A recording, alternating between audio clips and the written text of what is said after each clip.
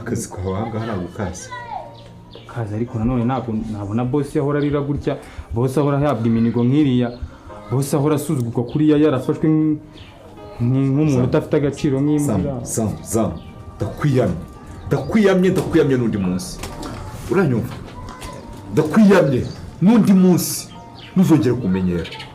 Boss ntabwo ari kukumenya, ariko nawe urabizi twikuvundi kuvugisha ukuri hano, kandi ukuri nawe ugomba kukumenya. Ubuse boss ko ukwiriye kuba wasuzugurwa bingana kuriya koko?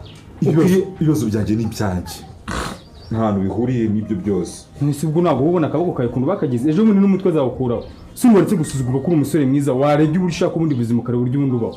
Kubumba umuntu usa neza ari umugabo wiyubashye, kandi nanumvishe ngo waranize washakishije akazi ugakora ukabaho ubuzima bwiza kugira ngo ukomeze kubaho n'imbobo hangaha. Zamu ntawe ngurusha ububobo, kandi ntagomba kumpa amabwiriza.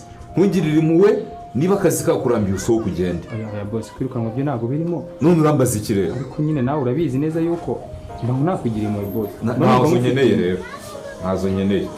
Nzi uburyo managing ibintu byanjye ndeka. Ibibazo mpura nabyo muri urugo ni ibibazo by'abagabo.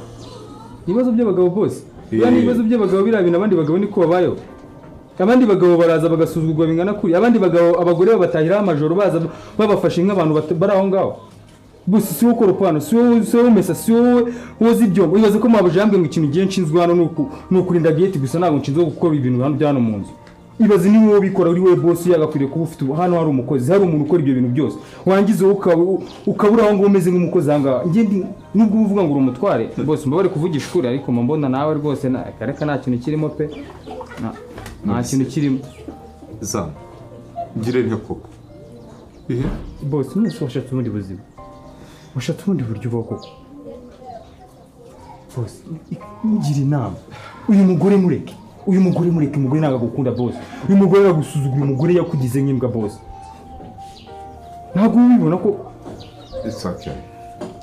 Ngahasubira kuri gate yawe. Ibyo wabwiye nabyumvise.